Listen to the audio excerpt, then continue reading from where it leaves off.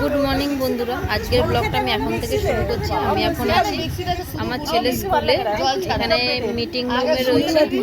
আজকে সব মিটিং হবে স্কুলে, ওই জন্য আমরা এখন সব বসে আছি। তারপরে আমার বন্ধুরা সব বসে আছি,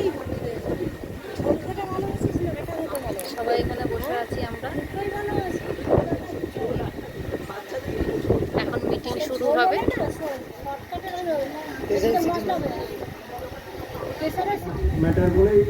যেখানে মিটিং এর স্টেজ, পরে আলোচনা করছি। যেটা ব্যাপার হচ্ছে যে আমাদের যে ফেয়ারের অনুষ্ঠান সেটা ভালোভাবেই আমরা এগিয়ে যাচ্ছি। স্কুলের মিটিং হয়ে গেল, এখন বেরিয়ে গেছি, বাইরে বেরোচ্ছি। তো বন্ধুরা, আমাদের মিটিং শেষ, আমরা এবার যাচ্ছি চা খেতে। স্কুলের ওই মিটিংয়ের ওরাই চা খাওয়াচ্ছে, আজকে মিটিং রুমে চা দেয়নি, বলছে চায়ের দোকানে গিয়ে খেতে, ওই জন্য আমরা এখন চা খেতে যাচ্ছি। এই যে চায়ের দোকান, না দে সব দাঁড়িয়ে আছি, চা খাবো। চা খেয়ে চলে এসেছি, ছেলে স্কুলে ড্রেস দিল, এই যে ড্রেস দিয়েছে আজকে স্কুলে। চা খেয়ে দৌড়ে ধরে চলে এসেছি ড্রেসটা নিতে। ড্রেস নেওয়া হয়ে গেছে, এবার ছুটি হয়ে গেছে, বাড়ি চলে যাচ্ছি। দেখো বন্ধুরা, ট্রামে বসেছি, ছেলের খুব জিদ করছিল। এত টেনশনে ভোগে।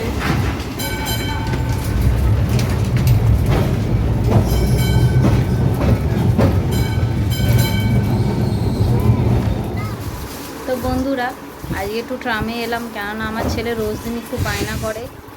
ও রোজ দিনই বলবে মা ট্রামে চলো, কিন্তু আমার তো ট্রামে আসলে দুটো গাড়ি চেঞ্জ করতে হয়, ওই জন্যই আমি ট্রামে আসি না এক একদিন।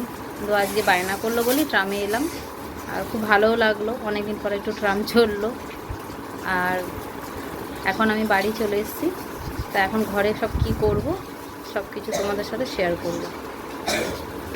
এখন চেঞ্জ করে নিই। এই দেখুন বন্ধুরা, স্কুল থেকে তো ঘরে এসেছি, আর বলবেন না, বাড়িতে আমাদের একটা নর্দমা পুরো জাম হয়ে গেছিলো সকাল থেকে, পুরো ঘরের সামনে নোংরা, পুরো জল একদম উঠানের মধ্যে পুরো ছিল। এবার কী করবো, সে তাকে আবার লোককে ডেকে আবার পরিষ্কার করা হলো, আর আমি একবারে পুরো চান করে এই ঘরে ঢুকলাম।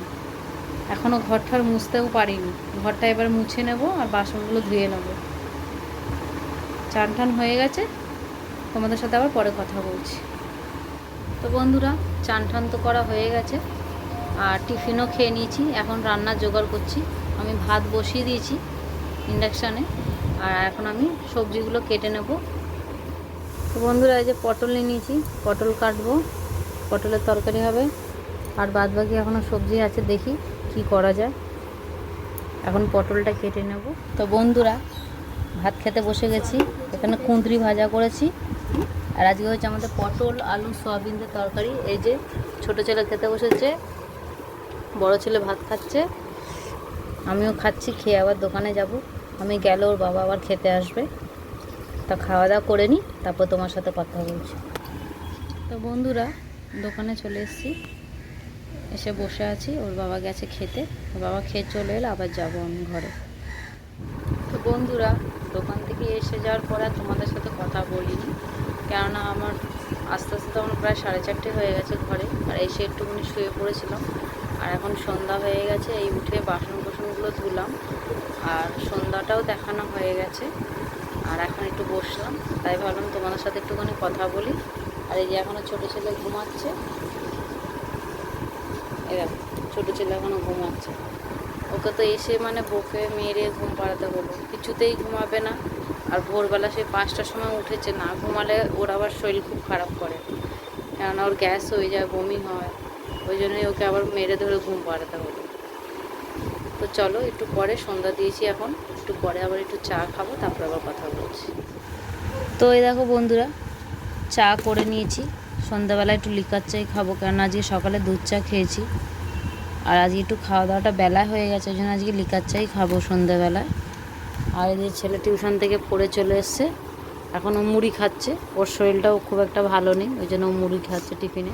বন্ধুরা, সন্ধ্যার চাটা খাওয়া হয়ে গেছে, আজকে আর ব্লগটা আমি বেশি বড় করলাম না, এই পর্যন্তই। আর তোমাদের যদি আমার ব্লগটা ভালো লেগে থাকে তাহলে কিন্তু অবশ্যই লাইক করবে, শেয়ার করবে, কমেন্ট করবে, সাবস্ক্রাইব করবে আর আমার পাশে থাকবে। তোমরা খুব ভালো থাকবে। Good night, tata.